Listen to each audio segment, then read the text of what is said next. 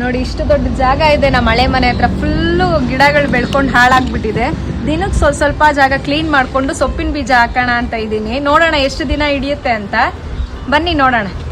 ಎಷ್ಟೊಂದು ಗಿಡಗಳು ಹುಳ್ಳೆಲ್ಲ ಬೆಳ್ಕೊಂಡಿದೆ. ಇಷ್ಟು ಗಲೀಜಾಗಿ ಇಟ್ಕೊಳ್ಳೋ ಬದಲು ಒಂದೊಂದು ಸ್ವಲ್ಪ ಜಾಗ ಕ್ಲೀನ್ ಮಾಡ್ಕೊಂಡು ಬೀಜಗಳು ಹಾಕೋಣ, ಸೊಪ್ಪಿನ ಬೀಜ ತರಕಾರಿ ಎಲ್ಲ ಹಾಕೋಣ ಅಂತ ಟ್ರೈ ಮಾಡೋಣ. ಆಗ್ತಾ ಇಲ್ಲ ನೋಡಿ. ಇವತ್ತಿಗೆ ಇಷ್ಟು ಕ್ಲೀನ್ ಮಾಡಿದ್ದೀನಿ. ಇವಾಗ ಫುಲ್ಲು ನೀರು ಹಾಕಿ ತ್ಯಾವ ಮಾಡಿಬಿಟ್ಟು ಯಾವ್ದಾನ ಒಂದು ಸೊಪ್ಪಿನ ಬೀಜ ಹಾಕ್ತೀನಿ. ಈ ಮನೇಲಿದ್ದಾಗ ಶಾಮಂತಿಗೆ ಹೂವು ಹಾಕಿದ್ದು ನಾವು ಎಷ್ಟು ಚೆನ್ನಾಗಿ ಬಂದಿದೆ ನೋಡಿ. ಆದರೆ ನಾವೇನು ಕ್ಲೀನ್ ಮಾಡಿಲ್ಲ. ಒಂದು ತಿಂಗಳಾಯ್ತು ಈ ಕಡೆ ಬಂದು ಎಲ್ಲ ಈ ಥರ ಬೆಳ್ಕೊಂಡ್ಬಿಟ್ಟಿದೆ. ಮತ್ತೆ ಎಲ್ಲ ಹಾರ್ವೆಸ್ಟ್ ಮಾಡೋಣ ಅಂತ ಇದ್ದೀನಿ. ನೋಡೋಣ.